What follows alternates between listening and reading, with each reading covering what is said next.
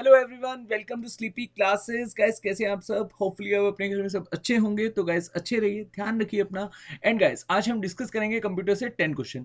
अच्छा गाइस, अभी के लिए आप सब जानते हैं ईपीएफओ का जो आपका एग्जाम है वो हो चुका है पोस्टपोन, और इसकी फ्रेश डेट क्या है ऐसा अभी किसी को भी नहीं पता।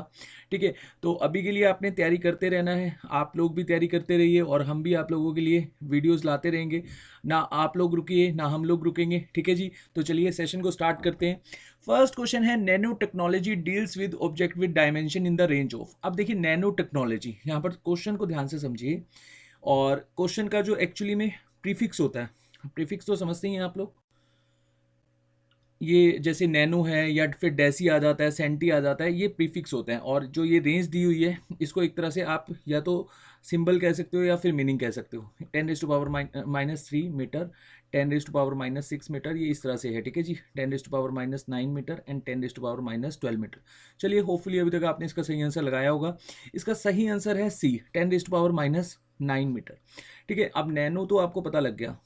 ये बाकी क्या है मैं आपको यहाँ पर कंप्लीट ही बता देता हूँ। 10⁻⁻1 को कहा जाता है डेसी।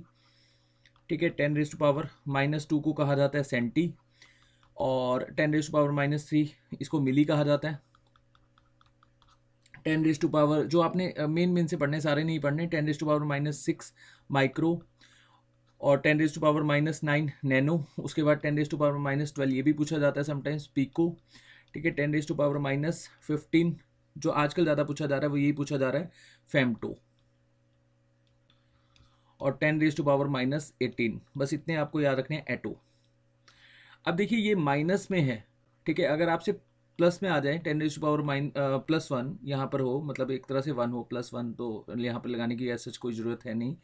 तो इसको कहा जाता है डेका। 10⁻2 इसको कहा जाता है हेक्टो। 10⁻3 ये आप सब जानते होंगे, किलो। और 10⁻6 ये भी बहुत इजी है, मेगा। 10⁻9 गीगा। उसके बाद 12 की जो पावर है उसको कहा जाता है टेरा। पेटा। 15 की पावर को कहा जाता है। ठीक है, और 18 की जो पावर है फाइनली इसको कहा जाता है हेक्सा। अब ये आपने याद रखने हैं, बस इतने ही आपसे पूछे जा सकते हैं। ठीक है, तो nano technology deals with objective with dimension in the range of. हालांकि नैनो टेक्नोलॉजी एक टेक्नोलॉजी है, इसके पॉइंट ऑफ व्यू में से जो ये क्वेश्चन है उसकी रेंज आपसे पूछी गई थी, लेकिन मैंने आपको सारी इसलिए बता दी कि इन फ्यूचर अगर आपसे डायरेक्टली क्वेश्चन पूछा जाए तो आप गलत मत कीजिएगा। ठीक है जी, चलिए नेक्स्ट क्वेश्चन की ओर चलते हैं। नेक्स्ट क्वेश्चन आप लोगों के लिए क्विज है, बहुत ही सिंपल क्विज है, और ये मैं मान के चल रहा हूँ आप लोग गलत बिल्कुल नहीं करेंगे। Who is the founder of Facebook which is currently the #1 social networking website in India? Facebook, WhatsApp और इंस्टाग्राम, इन तीनों को अभी के लिए कौन संभाले हुए हैं इनमें से? Billy Gates, B Martin Cooper, C Orkut and D Mark Zuckerberg. तो आप में से इसका सही आंसर मार्क कीजिएगा, इनमें से सही आंसर मार्क कीजिएगा। होपफुली आप सबको आता होगा आंसर। चलिए कमेंट सेक्शन में देखेंगे किसका सही है किसका गलत। अभी के लिए सेकंड क्वेश्चन पर चलते हैं। सेकंड क्वेश्चन है हमारा आज का, कंसिडर द फॉलोइंग स्टेटमेंट। दो स्टेटमेंट हैं, देखते हैं कौन सी सही है कौन सी नहीं सही। फर्स्ट स्टेटमेंट हमें क्या कहती है? Adam Osborne produce the first portable computer. Okay. Second, Ian Wilmut created the clone sheep. अगर आप थोड़ा सा डिस्कवरी चैनल देखते हैं या फिर अगर आपने क्लोन को डिक्शनरी में कभी सर्च किया होगा, ठीक है, तो आपको ये क्वेश्चन वैसे ही आता होगा। ठीक है, हालांकि अब आप सोचेंगे कि सर क्लोन शिप का कंप्यूटर से क्या लेना देना। ये आपका 6 टाइम एसएससी में क्वेश्चन पूछा जा चुका है। ठीक है, और बैंकिंग में भी ये क्वेश्चन बहुत ही ज़्यादातर आ चुका है। ठीक है, और बहुत सारे एग्जाम्स में रिपीटली ये क्वेश्चन पूछा जा चुका है। ठीक है, तो ऐसे क्वेश्चंस भी पूछे जाते हैं। आपके एंटरप्रेन्योर से रिलेटेड जितने क्वेश्चन होते हैं, जो आईटी पार्क्स होते हैं, वहाँ से भी क्वेश्चन आ जाते हैं। ठीक है, तो आपने मुझे बताना है कि इसमें से कौन सी स्टेटमेंट सही है कौन सी नहीं। तो दोनों ही स्टेटमेंट आपकी सही हैं। एडम ऑसबॉर्न ने प्रोड्यूस करा था फर्स्ट पोर्टेबल कंप्यूटर। ठीक है, यान विल्मट ने क्रिएट किया था क्लोन शिप। क्लोन शिप क्या होता है? लाइक एस क्लोन तो आप सब लोग समझ गए होंगे। एक शिप के सेल लिए गए थे, वाइट शिप के सेल, मतलब एक भेड़ के सेल लिए गए। वाइट जो भेड़ थी उसके सेल्स को न्यूक्लियस ट्रांसफॉर्म के थ्रू इस सेल को ब्लैक शिप में डाला गया। ठीक है, और देन जब यहाँ पर ब्लैक शिप से एक बेबी प्रोड्यूस हुआ, इसका नाम डोली रखा गया था। ठीक है, बहुत ही फेमस है ये स्टोरी, आपने सुनी भी होगी। इंस्टाग्राम में बहुत सारी वीडियोस आ जाती हैं इससे रिलेटेड, अगर आपने टेक्नोलॉजी से रिलेटेड पेज ज्वाइन कर रखे होंगे, है ना। आजकल तो खैर रील्स भी बहुत ज़्यादा आ रही हैं, बट ये पेज, ऐसे पेज ज्वाइन जरूर कीजिए, इससे आप लोगों की इन्फॉर्मेशन को बहुत ज़्यादा एनहांसमेंट मिलेगा। ठीक है, अब देखिए डोली जो शिप थी वो प्रोड्यूस हुई थी एक जो वाइट कलर का न्यूक्लियस, मतलब वाइट न्यूक्लियस एक शिप से लेकर ब्लैक में डाला गया था। ठीक है, न्यूक्लियर ट्रांसफर के थ्रू। और ये डोली शिप ने बाद में चलकर काफ़ी अपने बच्चे दिए। ठीक है, पहले इसको ट्विंस हुए, फिर आई थिंक थ्राइस हुए थे। ठीक है, और लास्ट में चलकर इसको लंग कैंसर हो जाता है। ठीक है, बहुत पहले मैंने स्टोरी सुनी थी। ठीक है, काफ़ी अच्छा क्वेश्चन है, याद रखना। तो दोनों ही स्टेटमेंट आपकी सही हो जाएंगी और यहाँ पर आपका सी ऑप्शन बिल्कुल सही हो जाएगा। चलिए ये देखिए, यहाँ पर 1996 में एक मैमल प्लस क्लॉन मैनल बनाया गया था। ठीक है, सोमेटिक सेल से। चलिए नेक्स्ट क्वेश्चन, यहाँ पर नाम भी लिखा हुआ देखिए, डोली। चलिए नेक्स्ट क्वेश्चन है हमारा, which of the following mobile telephone network is not based on GSM technology. देखिए अभी के लिए तो खैर सभी के सभी जीएसएम टेक्नोलॉजी के ऊपर ही बेस्ड हैं। ठीक है, और आप लोग देखते हो 2G 4G 3G 5G, आजकल तो 5G के ऊपर भी सर्च चल रही है। ठीक है, एक पहले किसी ज़माने में CDMA मोबाइल आते थे। ठीक है, आजकल तो जीएसएम ही टेक्नोलॉजी मेनली यूज़ की जाती है। ठीक है, या फिर हम इसको टेक्नोलॉजी इस तरह से भी डिफाइन कर देते हैं, 2G 3G 4G 5G। ठीक है, तो आपको बताना है कि कौन सा जीएसएम टेक्नोलॉजी के ऊपर बेस्ड नहीं था network. Idea, BPL mobile, Airtel या फिर रिलायंस इन्फोकॉम। तो इसका सही आंसर है गाइस रिलायंस इन्फोकॉम। ठीक है, अभी के लिए तो खैर रिलायंस जियो आ रहा है, ये भी क्या है एक तरह का, अगर आप कहो जीएसएम टेक्नोलॉजी बेस्ड ही है, ऐसे समझो इजी फॉर्मेट में। लेकिन पहले क्या होता था, जब पहले रिलायंस आया था, जब आपको शायद याद हो 2004-5 की बातें हैं। खैर उस टाइम हमारे पास भी मोबाइल नहीं होता था, लेकिन हम लोगों को आइडिया है 500 के आसपास मोबाइल आए थे। ठीक है, और रिलायंस जो CDMA mobile, Tata Docomo, sorry Tata Indicom भी आया था। और आपको मैं बता दूं, खैर मैं ज़्यादा डिटेल में नहीं जाऊंगा, क्योंकि ये मेरा सब्जेक्ट भी रहा है इंजीनियरिंग में। लेकिन मैं आपको बता देता हूँ, जीएसएम और सीडीएमए में जो सिक्योर था वो सीडीएमए ही था आपका। बट फिर कभी टेक्नोलॉजी को आप लोगों के सामने लेकर आऊँगा, आप लोगों को बताऊँगा कि एक्चुअली में कौन सी टेक्नोलॉजी बेस्ट थी। अभी के लिए जस्ट आप समझिए कि इसमें से कौन सा जीएसएम टेक्नोलॉजी बेस्ड मोबाइल या नेटवर्क नहीं है, वो आपका है रिलायंस इन्फोकॉम। ठीक है, चलिए नेक्स्ट क्वेश्चन देख लेते हैं एक बार। Which type of information system would be recognized by digital circuit? ये आपका क्विज है, आप इसका सही आंसर मुझे मार्क करिएगा कमेंट सेक्शन में। तो 4 ऑप्शन है आपके पास, ए है बाइनरी सिस्टम, बी है both hexadecimal and binary system, C है ओनली रोमन सिस्टम और डी है हेक्साडेसिमल सिस्टम। हम बहुत बार ये क्वेश्चन डिस्कस कर चुके हैं ऑलरेडी कंप्यूटर में। ठीक है, तो आप लोगों को डेफिनेटली ये क्वेश्चन आता होगा, कमेंट सेक्शन में इसका सही आंसर मार्क करिएगा। चलिए नेक्स्ट क्वेश्चन देख लेते हैं, which is not an extension of a picture file on a computer. ठीक है, अब देखिए आप लोग बहुत सारी पिक्चर्स स्टोर करते हो आजकल, तो खैर हमारे पास जो इंटरनेट है वो काफ़ी चीप रेट पर हमें अवेलेबल है। ठीक है, आजकल हम ज़्यादा सेव नहीं करते हैं वीडियोस, पिक्चर्स, है ना, म्यूज़िक फाइल्स, क्योंकि हम साथ साथ लाइव या फिर इंटरनेट को ऑन करके सुन लेते हैं। थोड़ा टाइम अगर आप पहले, अगर आपने पिक्चर्स वगैरह स्टोर करके रखते थे, लाइक जैसे मोबाइल में वॉलपेपर लगाने के लिए, तो आप लोगों को डेफिनेटली पता होगा कि जो पिक्चर फाइल सेव होती है वो किस एक्सटेंशन के फॉर्मेट में सेव होती है हमारे मोबाइल में, या अभी भी आप सेव करते होंगे लाइक एस। तो JPEG, PNG, GIF और MDB। अच्छा ये क्वेश्चन है कौन सी एक्सटेंशन में सेव नहीं होती। ठीक है, इसमें से 3 तो बिल्कुल सही है, एक सही नहीं है, वो आपका जो ऑप्शन सही हो जाएगा मतलब क्वेश्चन के अकॉर्डिंगली, वो है डी। ठीक है, ये इस तरह की कोई एक्सटेंशन नहीं है पिक्चर फाइल को सेव करने के लिए। ठीक है जी, JPEG बहुत ही कॉमन है, इसी में ही आपकी जो पिक्चर्स हैं वो सेव होती हैं। PNG और GIF जो एक हमारे को थोड़ी सी रनिंग पिक्चर देखने को मिलती है। ठीक है, तो ये तो आपने डेफिनेटली सुने भी होंगे, ये ऐसा कोई एक्सटेंशन नहीं है जिससे आप अपनी कोई पिक्चर या कोई भी इंटरनेट से पिक्चर डाउनलोड करके सेव कर सको। ठीक है जी, चलिए नेक्स्ट क्वेश्चन देख लेते हैं। अच्छा ये ध्यान रखना, कौन कौन से एक्सटेंशन से पिक्चर सेव होती है, JPG और TIF, PNG, GIF, ठीक है जी। चलिए next, a technique of producing animation in which one image change into another is called. आजकल बहुत ज़्यादा ये चलता आ रहा है ना कि जैसे हम एक पिक्चर्स से दूसरी पिक्चर को चेंज करें और उस एनिमेशन को, जो एनिमेशन हम यूज़ करते हैं टेक्नोलॉजी, उसको क्या कहते हैं? एम्बेडिंग। एम्बेडिंग तो खैर इलेक्ट्रॉनिक्स में यूज़ होती है, ये तो नहीं होगा। लिंकिंग, मॉर्फिंग या फिर स्कैनिंग, ठीक है। अब देखिए दो ऑप्शन तो इसमें से एलिमिनेट हो जाएंगे। एक तो मैंने पहले ही एलिमिनेट कर दिया, एम्बेडिंग, ठीक है, एम्बेडिंग। और दूसरा स्कैनिंग, डेफिनेटली स्कैनिंग आप लोगों ने करवाई होगी, कोई भी ऐसा डॉक्यूमेंट स्कैन करवाया होगा तो उसमें तो जो पिक्चर आप स्कैन करवाते हो वही पिक्चर आपको देखने को मिलती है। तो इसमें से बताइए बी या सी में से कौन सा सही है? और इसका सही आंसर है गाइस सी, मॉर्फिंग। इसको एक बार देख लेते हैं।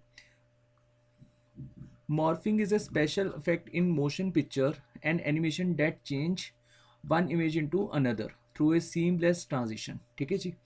चलिए नेक्स्ट क्वेश्चन देख लेते हैं। Information in a combination of graphics, text, sound, video and animation is called.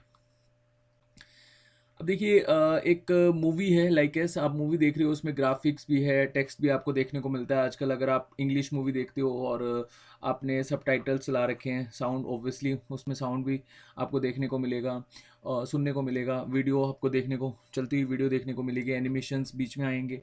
तो ये कंप्लीट जो कम्बिनेशन होता है इन्फॉर्मेशन का, इसको हम क्या कहते हैं? ठीक है, एक तरह की इंफॉर्मेशन ही है, हमें पता लगता है कि एक्चुअली में हम क्या देख रहे हैं, ठीक है। तो उसको मल्टी प्रोग्राम कहा जाता है, या फिर मल्टी फेसिट, या मल्टी मीडिया, या फिर मल्टी प्रोसेस। तो इसका सही आंसर हो जाएगा मल्टी मीडिया।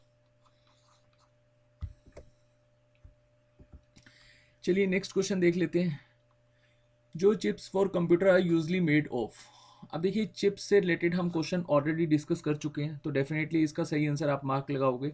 ऑप्शन के थ्रू एक बार देख लेते हैं। ए ऑप्शन हमें क्या कहता है? Silicon, B lead, C chromium and D gold, ठीक है।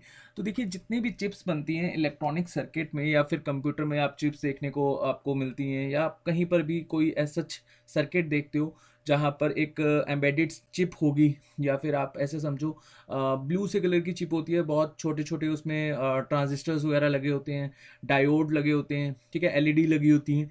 तो उन चिप्स को बेसिकली क्या कहा जाता है? वो किससे बनती हैं? मेनली सिलिकॉन से, ठीक है। यहाँ पर चाहे किसी भी चिप का नाम हो, बनेंगी किससे? सिलिकॉन से।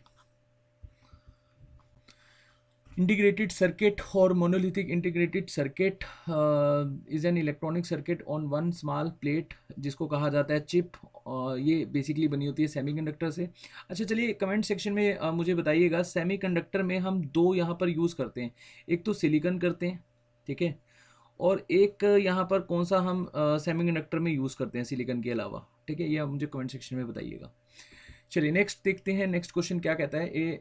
A is an input device which is used for converting picture, maps and drawing into digital form for storage in computer। मतलब आप कुछ भी अगर स्टोर करना चाहते हो डिजिटल फॉर्मेट में हमारे कंप्यूटर में, तो आप किस फॉर्मेट में उसको कन्वर्ट करके स्टोर करते हो? तो ऑप्शन है हमारे पास, ए ऑप्शन OCR, बी है OMR, और सी है MICR, और डी है आपका डिजिटाइजर। बहुत ही सिंपल क्वेश्चन है। वीडियो को पॉज कीजिए और इसका सही आंसर मार्क कीजिए। चलिए होपफुली अभी तक आपने इसका सही आंसर लगाया होगा। इसका सही आंसर है डिजिटाइजर। अच्छा गैस, मैं आप लोगों को बता दूं केसेस बहुत ज़्यादा आ रहे हैं, अपना ध्यान रखना, ठीक है। अभी के लिए जितना भी हमारी गवर्नमेंट के द्वारा लॉकडाउन या फिर कहीं स्पेसिफिक जगह पर अगर कोई ऐसा प्रोटोकॉल लगाया जा रहा है गवर्नमेंट के द्वारा, उसको प्रॉपर फॉलो कीजिए। और हमारे देश के प्रधानमंत्री नरेंद्र मोदी जी जो हमेशा से कहते आए हैं 2 गज की दूरी, मास्क है ज़रूरी, उसको भी फॉलो कीजिए।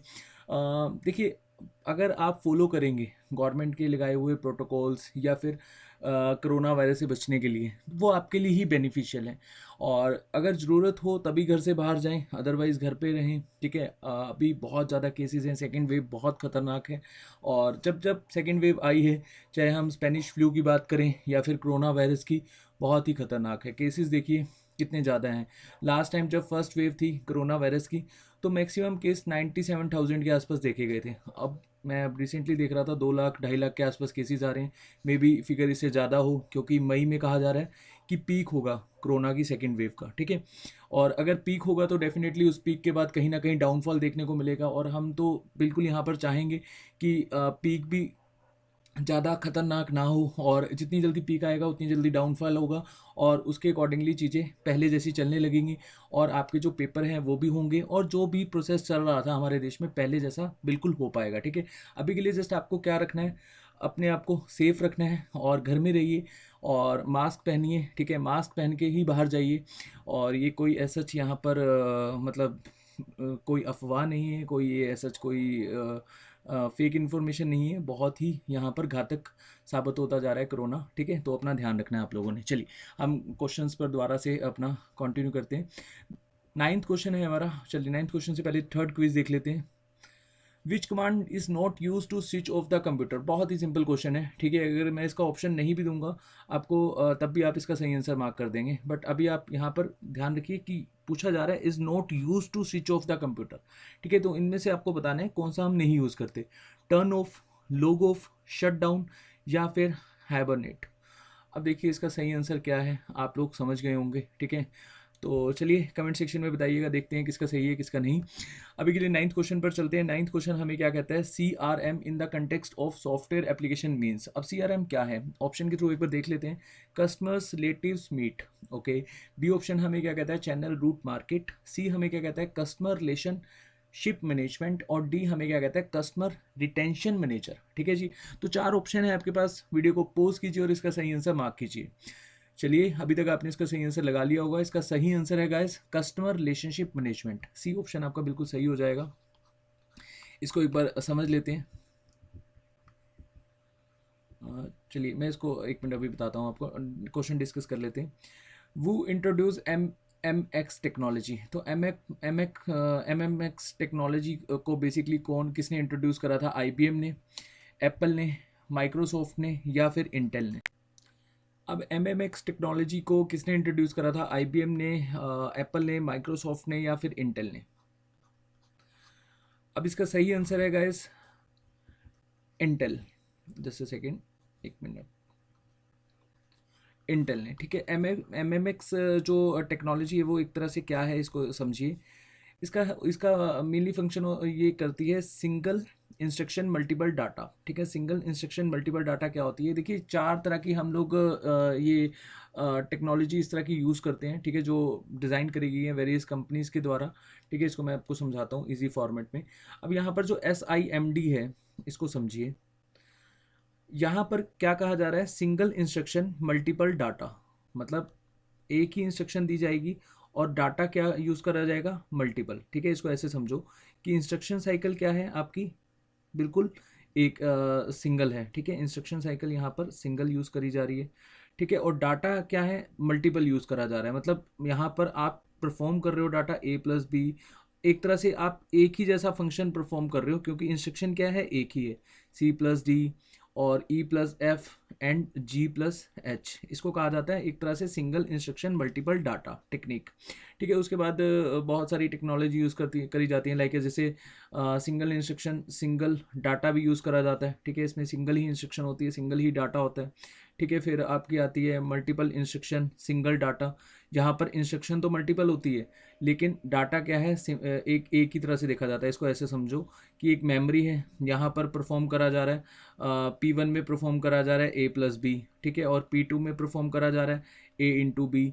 P3 में परफॉर्म करा जा रहा है A×C। या फिर ऐसे समझो कि P1 में जो परफॉर्म करा गया उसके बाद ये डाटा यहाँ गया, यहाँ कुछ परफॉर्म हुआ, देन ये डाटा यहाँ गया, यहाँ कुछ परफॉर्म हुआ, और उसके बाद स्टोर हो गया एक ही जगह जाकर। ठीक है, इसको क्या कहा जाता है, MISD, multiple instruction single data. ठीक है, उसके बाद आता है मल्टीपल इंस्ट्रक्शन मल्टीपल डाटा। यहाँ पर बहुत सारे फंक्शन एक साथ हमें देखने को मिलते हैं। जैसे समझो यहाँ पर आपको मल्टीपल इंस्ट्रक्शन दी जा रही है और मल्टीपल डाटा स्टोर हो रहा है, जो आज की एक तरह की टेक्नोलॉजी है। ठीक है, और अभी हमारा जो 9th क्वेश्चन था इसको एक बार समझ लेते हैं। 9th क्वेश्चन हमारा क्या कहता है, CRM in context of software application means. इसको कहा जाता है कस्टमर रिलेशनशिप मैनेजमेंट। ठीक है, और कस्टमर रिलेशनशिप मैनेजमेंट होता क्या है, इसको यहाँ पर समझिए। ये एक तरह का ना मॉडल है जिसको मतलब कंपनी एक तरह से जो करंट और फ्यूचर कस्टमर के लिए एक इंटरेक्शन पर्पस के लिए यूज़ करती है। ठीक है, सिंपल सा मीनिंग है इसका। ठीक है, और आपको यहाँ पर जो 10 क्वेश्चंस अभी हमने डिस्कस करें, इसमें अगर कोई ऐसा डाउट है तो आप कमेंट सेक्शन में हमें बताइएगा, ठीक है। और वहाँ पर आपका जो भी डाउट है आप पोस्ट कर दीजिए, और जो हमने 3 क्विज़ डिस्कस करी हैं वो आप आंसर कीजिएगा उसका कमेंट सेक्शन में, ठीक है। और अभी के लिए चलिए अपना ध्यान रखिए। जैसे कि मैंने आपको बताया केसेस बहुत ज़्यादा आ रहे हैं, आपको ध्यान रखना है अपना, और ज़रूरत है तभी बाहर जाइए, अदरवाइज़ बिल्कुल घर में बैठिए, शांति से पढ़िए। और ईपीएफओ का पेपर पोस्टपोन जरूर हुआ है, लेकिन आप लोगों ने हिम्मत नहीं हारनी, और आप लोग भी लगे रहिए मेहनत करने में। और अगर आप लोग लगे रहेंगे, आप लोगों से मोटिवेशन हमें मिलेगा, और हम लोग भी आपके लिए लगे रहेंगे, ठीक है। तो चलिए, थैंक यू सो मच।